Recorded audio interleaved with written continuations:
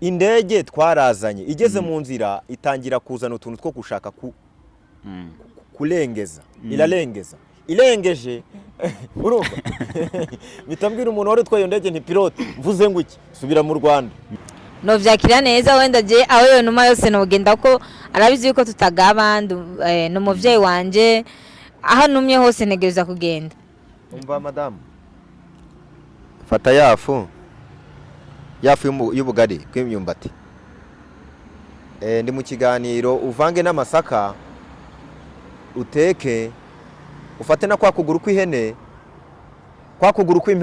ese ntago bawumva neza wejya wumva jya ubanza utega amatwi wumve kwa kuguru kw'impene gufate ugukureho intuza cya kinono ugitekere ntuza karinganire ugitekere karinganire cya kinono noneho ukuguru kw'ihene turaza gutekera abashyitsi hano ugira vuba ariko nimugora byose nabikubwiye ubyumva neza ko abashyitsi bahari umva ko rero muragenda cyane namwe akaguru kanyu wagira ngo imbwa zabarigase mu maguru imbwa ubundi ngabana imbwa yarigase mu kuguru hano munsi y'ikirenge nibo ngo bahora bagenda ejo bundi twaravuganye urambwira ngo uri Dubai nongeye kuvugana nawe ngo uri muri Amerika none ejo bundi nanone ngo wari uri muri Tanzania ubu ngo wageze mu Rwanda ugenda uti njyanywa inzoga oya inzoga zose kuva navuka sindanywa inzoga ngo kiliwa nzenze kiliwa yaye katika libombe ewe lele alalalala lelelelelele wenda Karabo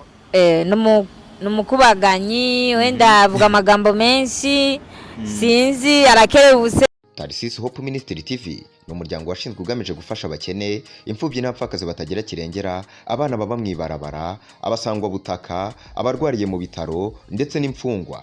Nawe nimba hari umusanzu wifuza gutanga duhamagare cyangwa twandikire kuri izo nimero ziri kuri screen.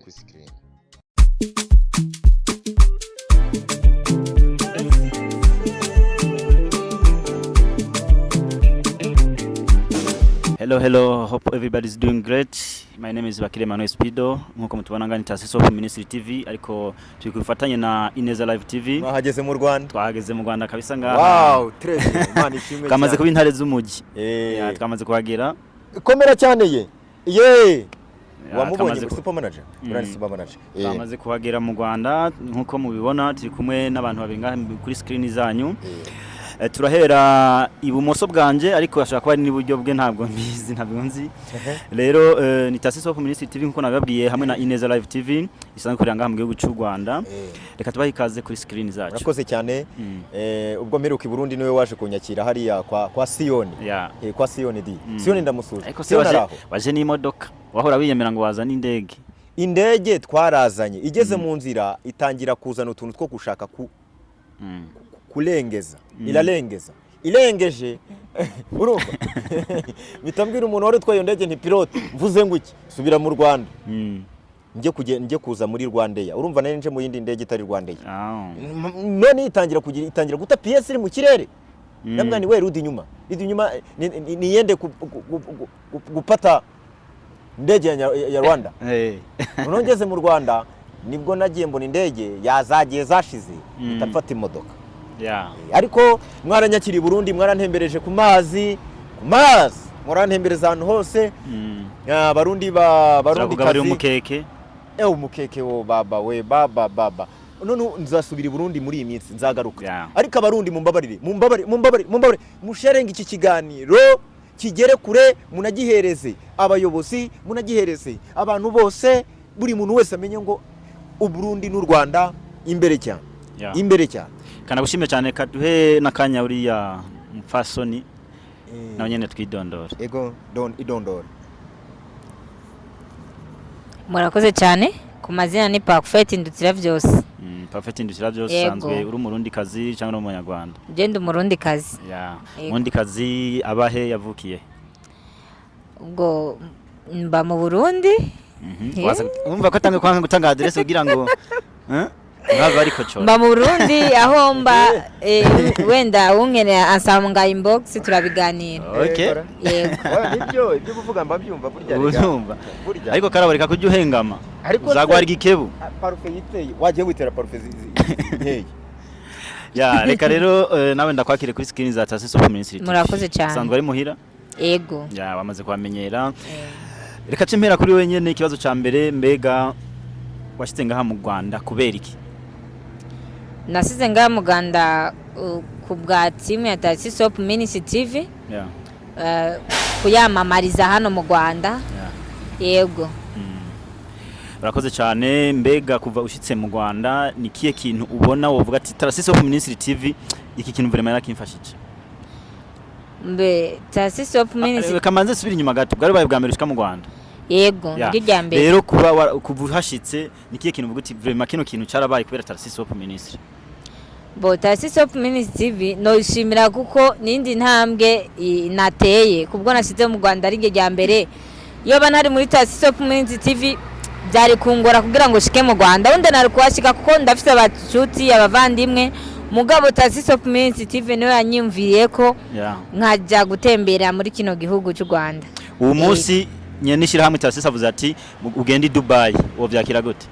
No vyakira neza wenda je aho yo numa yose no genda ko arabizi yuko tutagabandi no muvyeyi wanje aha numye hose negeza kugenda kwamamaza Taxisop Ministry TV. Yego. Muri Taxisop Ministry TV uhamaze igihe kingana gute? Ngomba nkwiza umwaka. Mukwiza umwaka? Yego. Ni kuvuga turi mu kwezi kwa 10 na kwa 10. Kwa 10 yego. Watanguye mu kwa mbere nivyo canke mu kwa gatatu? Natanguye mu kwa kabiri. Mu kwa kabiri. Okay.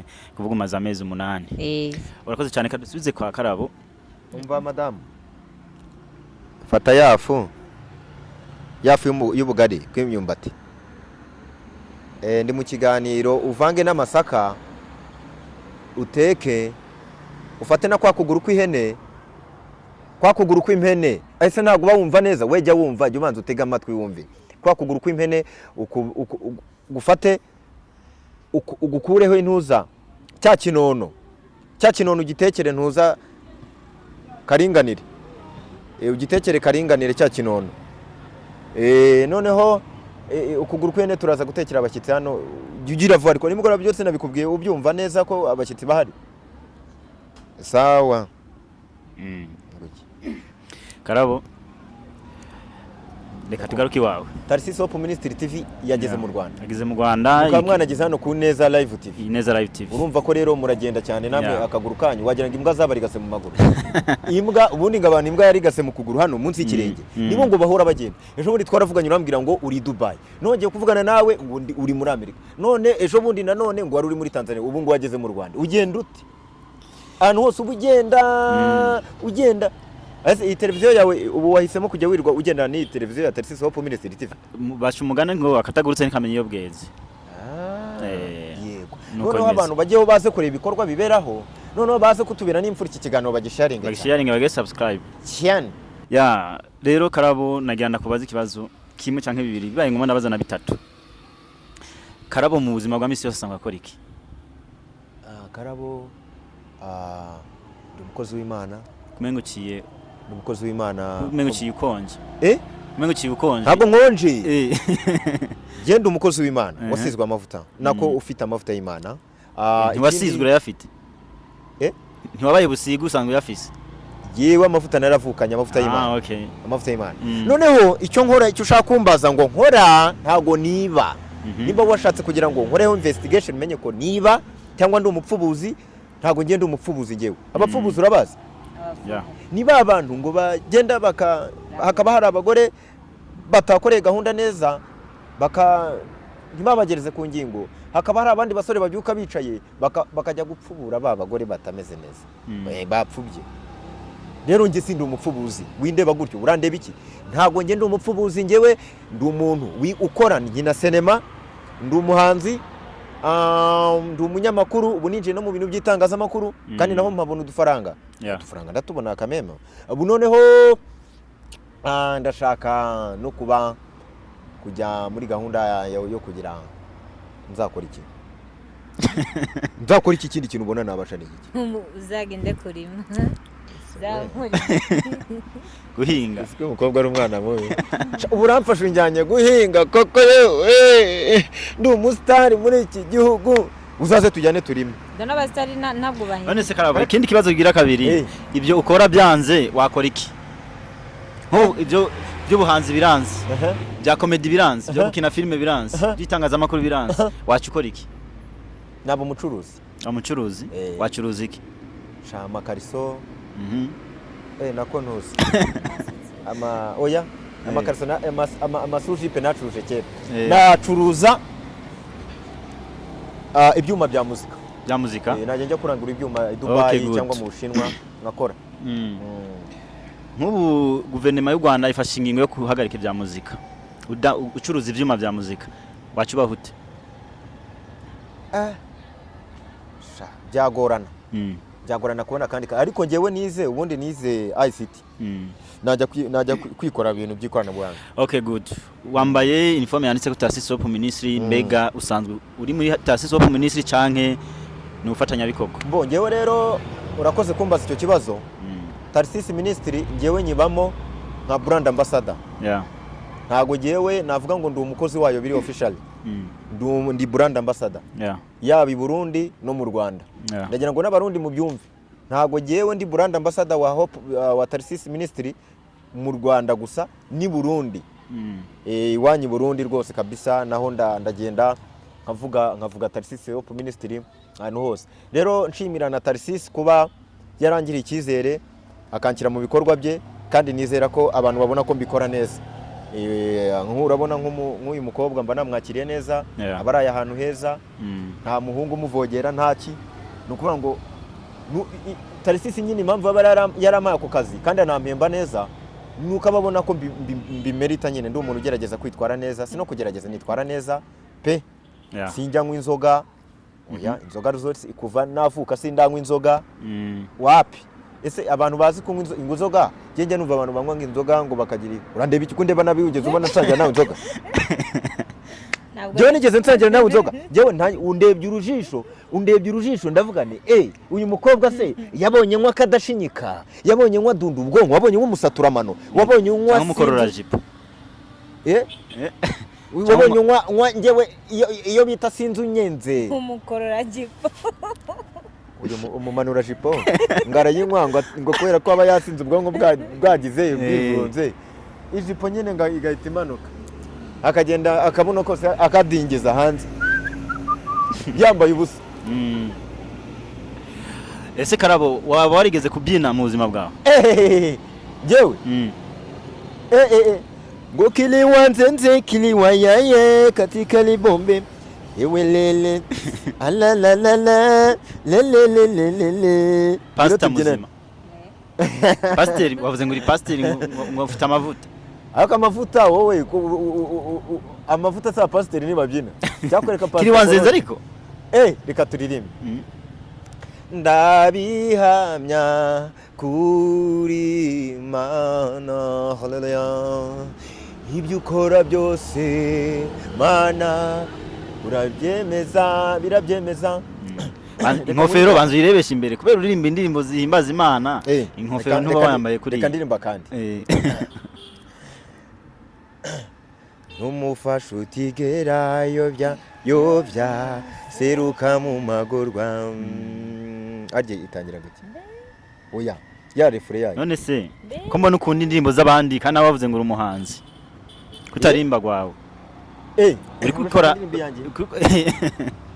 ariko indirimbo z'abarundi ndazizi hari igihe nzo kwicara nshimira Imana yange hari igihe nzo kwicara tulela gludacha hari igihe nzo tambata nambira uwambambiwe hari igihe nzo kwicara tulela gludacha reka dusubize mikoro gaturiya wabonye gute Karabo kamanza mpere ko muri kumwe enda Karabo arakerebutse cyane ariko amavuta wisigaye bayita guki yani mukorogo ese wagomba yangurire se reka guprofita gukora reka guprofita Karabo we baze gucamane nzakurangira umuntu aragutwiki ariko sibuko koko wabuciye amande yiki katari nge wakubwiye ngo ube mwiza gutyo none wowe ufite gwawe se umugore wanjye yego umugore wanjye abafana ukuntu babanje wamubonye gute ni ntwari bwa wambonye gute barakwaza ngo wambonye gute wenda Karabo numukubaganyi wenda avuga amagambo menshi sinzi arakerebuse ego afite indero arubaha muga rero afite amagambo menshi mubonye cyangwa mwe musange muzinanye byari rya mbere ndamubonye no ku ma social media zinwamubona ndamubona ku ma YouTube okay good kamvuga iki kintu banzureke manze mpeze kumubaza heta cyangwa banze uvuge kirazira kwa kijambo umugabo ahantu bakinguye ahantu bahoze babakobwa bahoze bakubwira ngo uze ngo basuze rindira gato jewe icyo mvuga ari n'abantu ariko iyo mikoro ntuyintamike nukomeza kwintamika inzara iranyishe ndayihekeye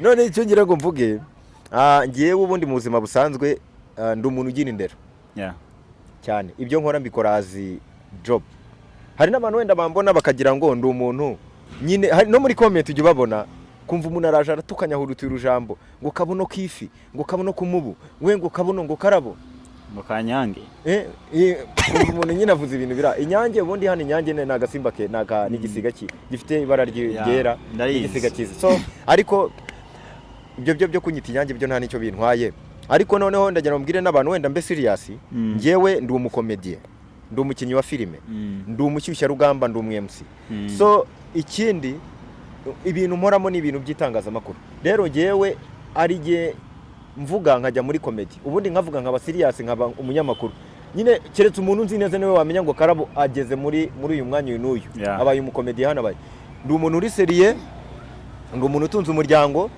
ndi umuntu wiyubatse muri iki gihugu cy'u Rwanda ntago hano mu Rwanda ndi umuntu usuzuguritse ndi umuntu wiyubashye ndi umuntu ufite ahomba sinkodesha kubaka inzu muri Kigali uko wayibonye mu nkengero nibyo binahenze kurusha kuyubaka hano mu mujyi ngiye rero nta nubwo mfite inzu imwe ngewe mfite nabo nkodesha abo mbere landlord banyishyura buri indwenye zihetse ubwo ni ukwezi rero ikindi cya kabiri ndi umuntu ugirirwa icyizere na government bakantumira mu bikorwa bimwe na bimwe muri meetings zigiye zitandukanye so urumva rero bo kubera ko bamaje kumenya iyo ndi muri comedy barabibona iyo ndi mu mwanya wo kuvuga kuri kwa nyako barabibona hano twaje muri promotion yo gupromotinga ibikorwa bya Tarisisi Ministry biri Bujumbura rero hano nza ndimo gukora ku mpande zombi hari aho mbaseriye ahandi nka umukomediye tukiri aho nyene kuri promotion ya Tarisisi Ministry nyanda kubaze waragiye mu Burundi ese n'ubu fatisha ukundi kwa mwereka warushye kubera iki wagiye umfasha nagufashe imfasha n'ubundi babita bafasha ubize neza nari ndiko navuga waragiye mu Burundi Bujumbura ese Tarisisi Ministry TV nk'ubuyobozi birika gutuma kogenda byogenda gute ngiye nagenda kabisa nta kibazo ngewe mfite rwose nukuvuga uvuga uti aho yantuma hose nogenda nta aho yantuma Tarisisi yambwira ati genda jya muri Kenya jya muri Uganda jya muri Amerika kandi jyaho hose ngiye mpafite inshuti zanjye ntago ngiye nabura naho ndara for free ariko urumva none ntago nagenda ntitwaje arija de poche quand même tugana ku musozo umuntu w'umugentleman tugana ku musozo reka tubanze dusubize uriya mu sister tunagana ku musozo ubundi hari umuntu uvuga ngo tunagana kunagana no gufata umugozi ukagenda unagana ariko tugana ku musozo bivuze neza Kirundi naho kunagana ni guturana hasi abantu babiri burya nibyo bavuga ngo tuye kunagana ubwo abari mugiye guturana hasi ntazogira ubimbwira ni kiye kintu ubona tuba twakubajije bari bifuza kuvuga ntacu mbona byose mwabimbagije ni rihe jambo ushikiriza asanga bakurikirana Tarisisi Ministry TV cyangwa se Ineza Live TV wenda manze shimire Ineza Live TV yatwakiriye maze ndayishimire nongera saba abantu bakurikirana timu ya Tarisisi Ministry TV babandanye badukurikirana wenda tuko tubazanira ibintu byiza cyane ubu turi mu Rwanda hari gimana dushoboza tukambuka nko no mu bindi bihugu kwamamaza timu ya Tarisisi Ministry TV rero cyo tubasaba bagire partage comment share basangize n'abandi kugira ngo bashikare badukurikirana Katugushimire cyane. Murakoze cyane. Nibishinge Karabo afite amajambo menshi cyane. Ndabashimire cyane. Uri umwana mubi. Ndabashimire cyane Karabo tore mikro. Yes Karabo ni kibazo ubona ntashoboye kubaza bashaka no kubaza. Ikibazo nuko utigeze umbaza nimba uyu mukobwa wenda ntashatse uko namurongora.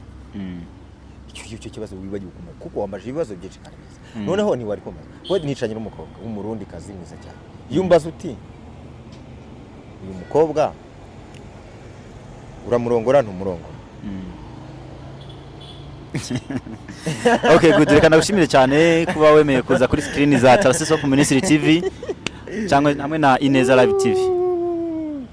Mwakoze cyane abarundi mwese. Fata mikro kwanza. Egereza mikro. Abarundi mwe abarundi kazi mwe abarundi mwebwe ndabapepeye ariko abarundi kazi abarundi ngo mwe abarundi kazi mwe abarundi ndabahobeye. Okay, good, thank you so much. Ese ndi umutinganyi izina rya Yesu. Ndagushimiye cyane. Yeah. Reka rero turashimiye mwebwe mwese masanga mukurikirana Tarasiso Ministry TV cyangwa se Ineza Live TV. Turashishikarize kubandanya mugira subscribe, like, share na comment kugira ngo tubana ko turi kumwe 5 kuri 5. Bye bye, hasta la vista, à la prochaine. Ciao ciao. Tarasiso Hope Ministry TV ni umuryango washinzwe ugamije gufasha abakene, imfubyi n'abapfakazi batagira kirengera, abana baba mwibarabara, abasangwa butaka, abarwariye mu bitaro ndetse n'imfungwa. Nawe nimba hari umusanzu wifuza gutanga, duhamagare cyangwa twandikire kuri izo nimero ziri kuri screen.